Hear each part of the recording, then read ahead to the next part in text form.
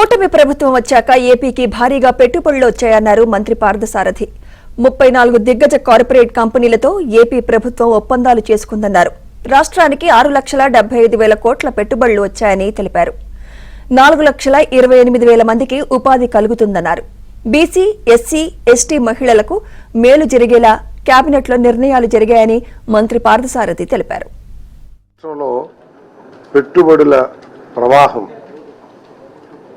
కొనసాగుతున్న విషయం అందరికీ తెలిసిందే. ఎందుకంటే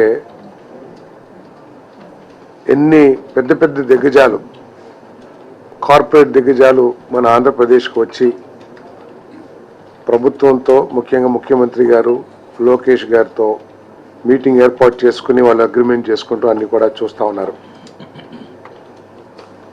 ఈ కూటమి ప్రభుత్వ అధికారులకు వచ్చిన తర్వాత 34 ప్రాజెక్టులు 6,78,345 కోట్ల రూపాయల పెట్టుబడులకి అగ్రిమెంట్ చేసుకున్నారు.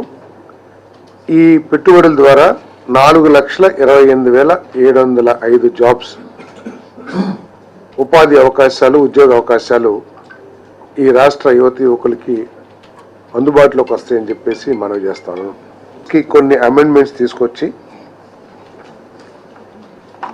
ప్రత్యేకంగా women, BC, SC, ST, specially abled ఈ వర్గాల వాళ్ళకి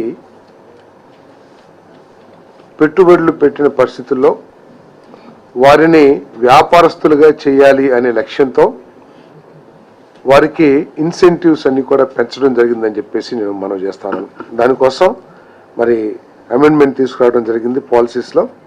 ఇంతకుముందు 35% మాత్రమే క్యాపిటల్ సబ్సిడీ ఇచ్చేవాళ్ళు. దాన్ని 45%కి ఎఫ్సి అండ్ ఫిక్స్డ్ క్యాపిటల్ ఇన్వెస్ట్మెంట్కి క్యాపిటల్ సబ్సిడీగా ఇవ్వటం జరుగుతుందని చెప్పేసి నేను మనవి చేస్తాను. అంతేకాకుండా ఈ ట్రాన్స్పోర్ట్ బిజినెస్ వాళ్ళు కూడా, లాజిస్టిక్స్, ఇది ఇంతకుముందు మ్యానుఫ్యాక్చరింగ్ యాక్టివిటీస్కి మన ఇన్సెంటివ్స్ ఇస్తే ఇప్పుడు లాజిస్టిక్స్కి, ట్రాన్స్పోర్ట్కి కూడా 45% సబ్సిడీ ఇవ్వాలని, అది మ్యాక్సిమం 75 lakhsకి ఇవ్వాలని చెప్పేసి నిర్ణయం తీసుకోవడం జరిగిందని చెప్పి టారిఫ్